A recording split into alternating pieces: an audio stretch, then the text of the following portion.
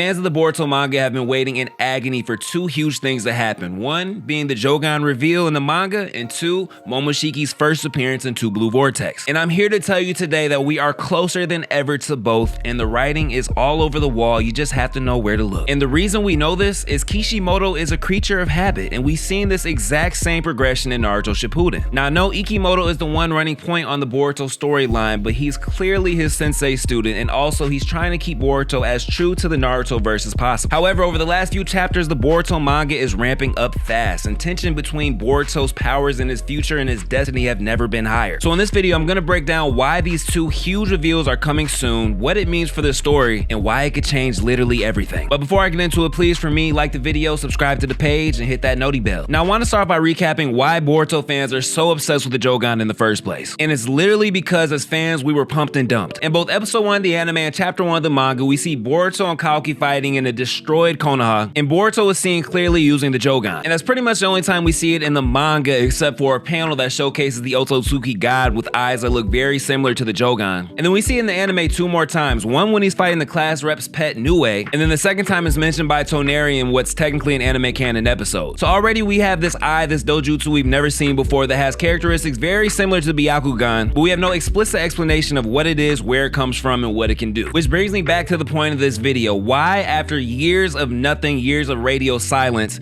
is now the perfect time for the Momoshiki return and the big Jougan reveal? And the answer is pretty simple. It's just Boruto is slowly getting to the peak of what he can do in base. The last 20-something odd chapters have been showing us all of Boruto's off-screen growth in the 3-year time skip. We've got to see his taijutsu abilities, his kenjutsu abilities with the sword, his new jutsu, the Uzahiko, his version of his grandfather's legendary jutsu, the Flying Raijin. In the last chapter, we even saw him use Purple Lightning. After this, I don't think there's much more they can show us about Boruto's base ability, which means pretty soon we'll see what happens when Boruto is pushed to his limit and his base abilities are not enough to overcome whatever obstacles in front of him. And we saw this exact same progression in Naruto Shippuden with both Naruto and Sasuke. In Sasuke's case, it was foreshadowed early on that the Sharingan has this godly potential. But before I got to that point, Kishimoto walked us through the process of him mastering fire style jutsu, mastering lightning style jutsu, mastering his swordsmanship. And of course, he would do all of these things with his base Sharingan, but he wasn't really tapping into the Mangekyo side because of course he didn't even really fully know about it himself. But as Sasuke slowly started facing enemies where his base skills and of course Curse Mark wouldn't help him, that's when we started getting those next level Mangekyo Sharingan ability. And the same with Naruto. We've always known that the Nine-Tailed Fox was going to be a powerhouse, but Kishimoto wrote Naruto's progression in a way that forced him to learn these abilities outside of the nuclear presence he had inside of him. And this is where we watch Naruto grow through multiple versions of Rasengan and eventually Sage Mode before unlocking the full potential of the Nine-Tailed Fox. Both Kurama's full power and the Mangekyo Sharingan were things we knew about well before Naruto and Sasuke got to those points,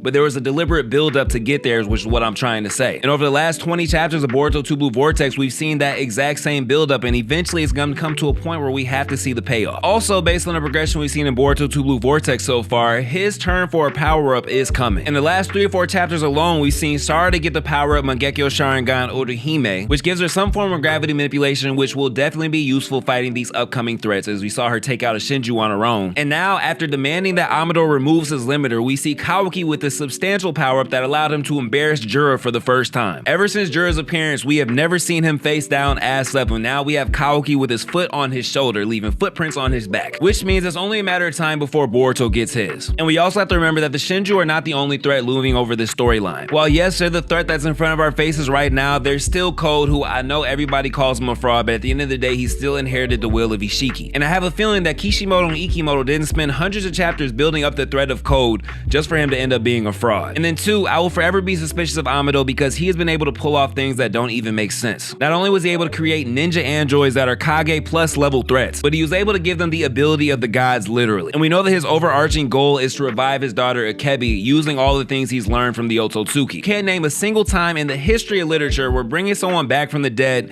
using unethical means resulted in something positive. And then of course, last but not least, there is always the threat of Momoshiki. And honestly, I believe Momoshiki is tied to the Jougan more than anything. So the second we see movement from him, we'll see the Jougan, or the second we see Jougan, we'll see Momoshiki. So based on everything I just highlighted, it's only a matter of time before Boruto is put in a predicament to where a power-up is absolutely necessary. They've already used Sarada's Mangekyo Sharingan card, and they've already used the Kawaki Saves the Day card. The only other card left in the Moto Boy's back pocket that's not Jougan and Momoshiki related would be is if Cash and Koji join the battle. But then once we see that, then we know for sure a Momoshiki / Jougan reveal is coming. Also, with the introduction of the multiverse through Cash and Koji, I want to remind everyone that Toneri literally told Boruto that his eye will lead him through an interdimensional crisis. And I feel like that moment is fast approaching in the manga. So to everyone who's been dying to see the Jougan, who's been dying to see Momoshiki make a move, hold on, because it is coming faster than you think. And if you made it this far, let me know in the comments, do you think the Jougan is coming soon? Why do you think Momoshiki hasn't made a move yet? And what do you think Amado is up to? Let's talk about it in the comments, and while you're there, make sure you like the video, subscribe to the page, and hit that noti bell. We'll see you next time.